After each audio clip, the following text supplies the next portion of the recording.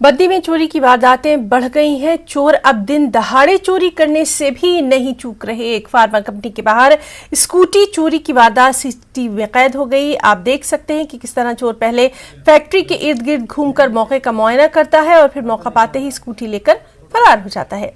Police ने मामला दर्ज कर लिया और चोर की तलाश शुरू कर दी गई।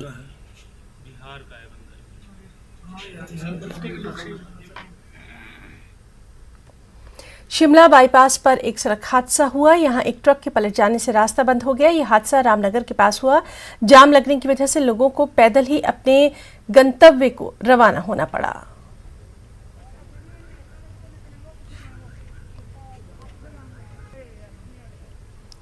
सीएम जयराम ठाकुर आज शिमला लौट रहे हैं। वो दिल्ली एमसीडी चुनाव और गुजरात विधानसभा चुनाव में बीजेपी के लिए प्रचार करने गए थे। मंगलवार को उन्होंने गुजरात के नारायणपुरा, नाडियाड और वेजलपुर में जनसभाएं की और बीजेपी प्रत्याशियों के लिए वोट की अपील की। सीएम का 25 नवंबर को दिल्ली में वित्त मंत्रियों की बैठक में भी शामिल होने का कार्यक्रम है। पिछली बार जीते तो लगभग 5 गुना बहुमत के साथ ये जीत करके विधानसभा के अंदर पहुंचे,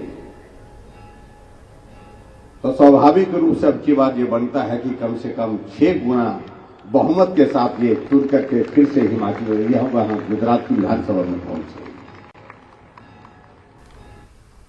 तो खबरों में फिलहाल इतना ही। नमस्कार।